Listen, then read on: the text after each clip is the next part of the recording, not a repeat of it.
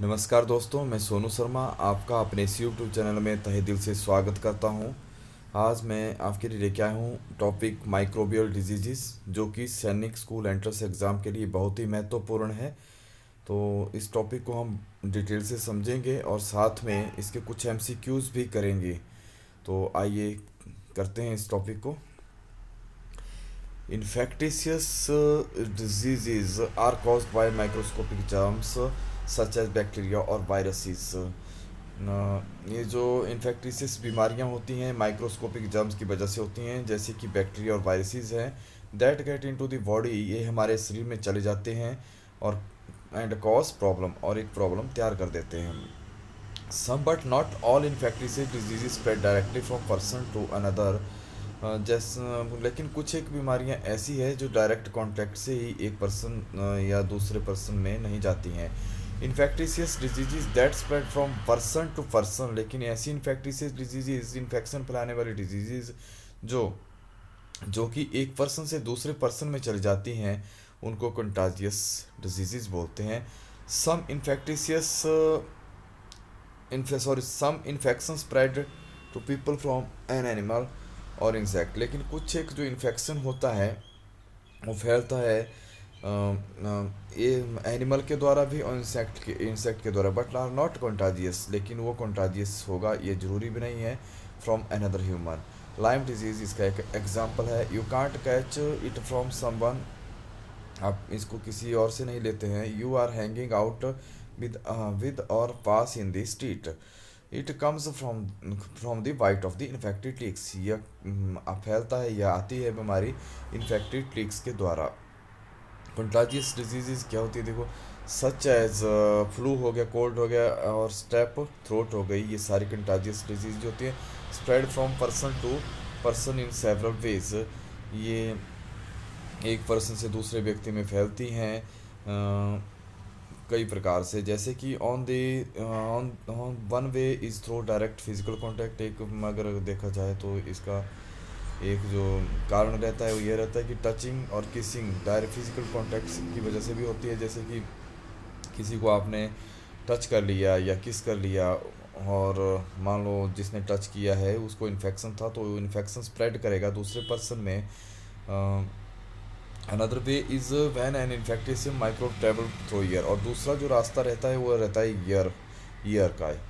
Year वे के द्वारा भी मतलब ये बीमारी स्प्रेड हो जाती हैं बीमारियाँ। तो जैसे कि कोई स्नीज करता है या कफ करता है तो वो उससे भी इन्फेक्शन हो जाता है, वो दूसरे व्यक्ति में वो इन्फेक्शन चला जाता है थ्रू ईयर।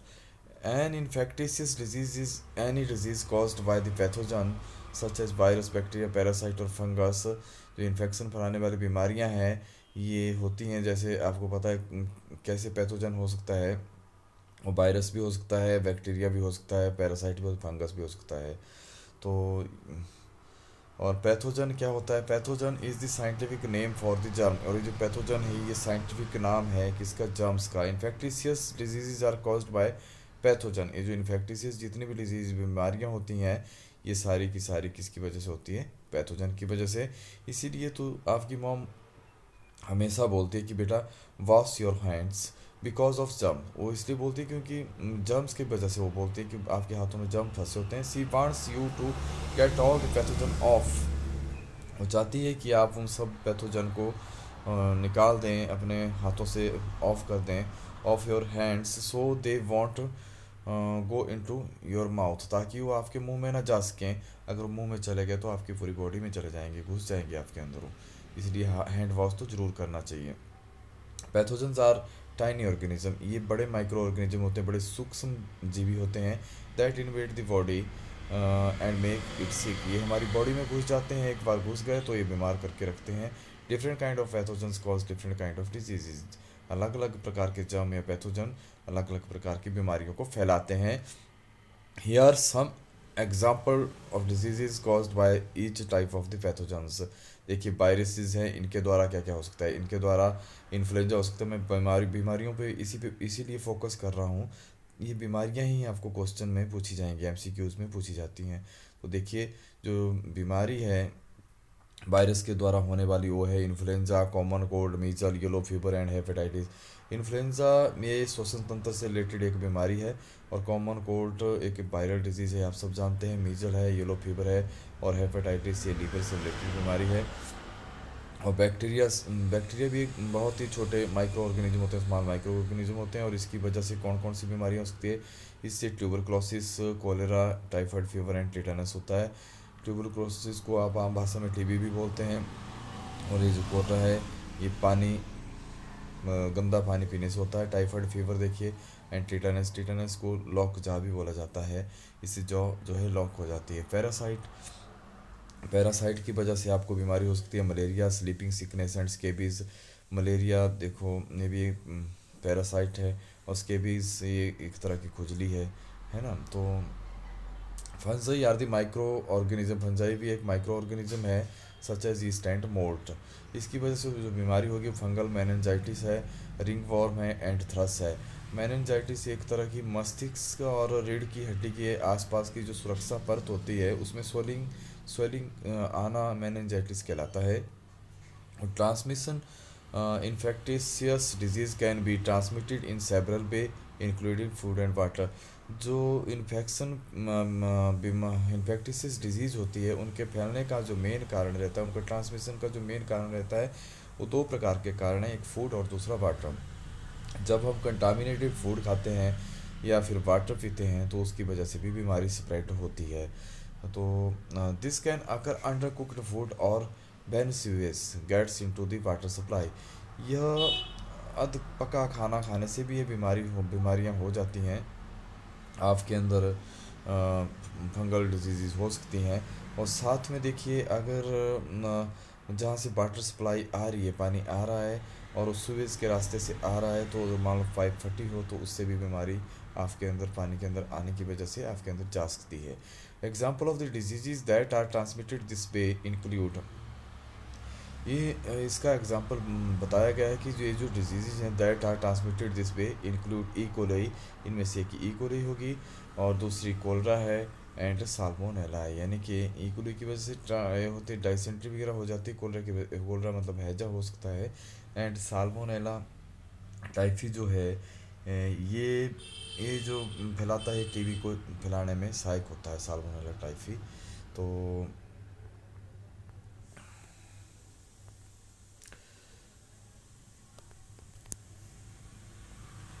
हमारा जो इंसेक्ट बाइट, और कुछ बीमारियां जो है इंसेक्ट बाइट की वजह से भी हो सकती है, जैसे कि मलेरिया है मैं डायरेक्ट बता रहा हूँ।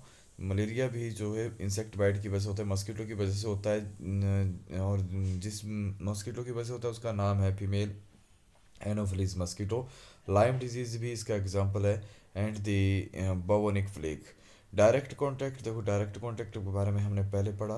Disease are often pass from person to person by direct contact, this could include shaking hand, sneezing. देखो डायरेक्ट कांटेक्ट कैसे होगा, जब आप किसी के साथ हाथ मिलाएंगे, शेक हैंड करेंगे, तब होगा, या फिर हवा के द्वारा आप छींक देते हैं, स्नीज करते हैं, या फिर किस करते हैं, तब भी बीमारी डायरेक्ट कांटेक्ट से फैल जाती है। Example include influenza, the common cold and chicken pox. ये इसके एग्जाम्पल हैं। इन्फ्लुएंजा हो गया, कॉमन कोल्ड हो गया, और चिकन पॉक्स हो गया। इनडायरेक्ट कॉन्टैक्ट में some of the pathogens can survive for a while, ये थोड़ी देर के लिए ज़िंदा रहते हैं, ये वाले जर्म्स जो हैं थोड़ी देर के लिए ज़िंदा रहते हैं। और ये कहाँ पे आपको मिल सकते हैं, ये होते हैं डोर नॉब्स पे मिलेंगे, या टेलीफोन पे। मान लो आपने किसी का फ़ोन सुन लिया, फ़ोन देख लिया या टच कर लिया उसको, तो इनडायरेक्ट कांटेक्ट से आपको क्या पता था, जिस बंदे का फ़ोन है उसमें कोई बीमारी थी जो इन्फेक्शन फैलाने वाली थी, और जैसे ही आपने उसको यूज़ किया तो वो इनडायरेक्ट वे में आपके अंदर ट्रांसफ़र हो गई। दोस्तों, many of the same disease but not all, बहुत सारी ऐसी डिजीज़ हैं, बट सारी बहुत डिजीज़ हैं, लेकिन मतलब बट नॉट ऑल, लेकिन सारी नहीं है। But can spread through direct contact, can also भी स्प्रेड थ्रू इनडायरेक्ट कॉन्टैक्ट। लेकिन कुछ एक जो हैं स्प्रेड होती हैं डायरेक्ट कॉन्टैक्ट से ही, और कुछ एक जो हैं हो सकती हैं इनडायरेक्ट कॉन्टैक्ट से।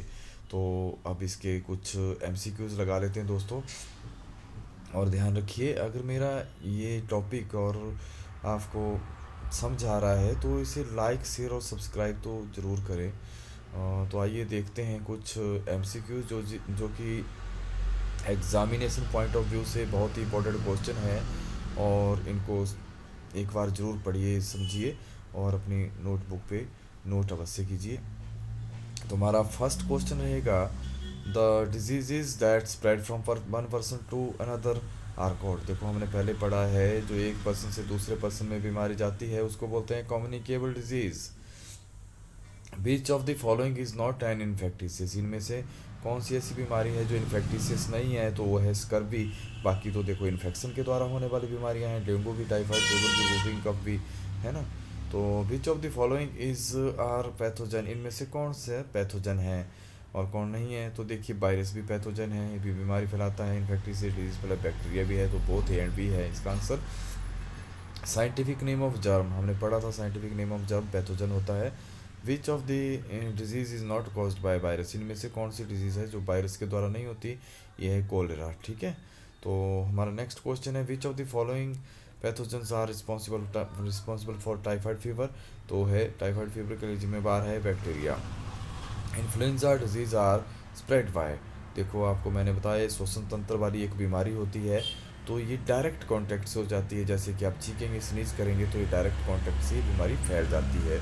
तो हमारा जो नेक्स्ट क्वेश्चन है, student, which of the following disease is transmitted by undercooked food. हमने पढ़ा था अंडरकुक्ड फूड की वजह से कौन सी बीमारी स्प्रेड होती है, ट्रांसफ़र होती है? तो होती है ई कोली, ठीक है। तो which of the following disease are caused due to virus. इनमें से कौन सी बीमारी जो वायरस की वजह से होती है? तो ये सारी बीमारियां वायरस की वजह से होती है, इसलिए ऑल ऑफ दिस रहेगा इसका आंसर। हमारा नेक्स्ट क्वेश्चन है, virus can spread through. Virus किसके द्वारा होता है? देखो कंटामिनेटेड फूड और वाटर के द्वारा वायरस ट्रांसफ़र हो जाएगा।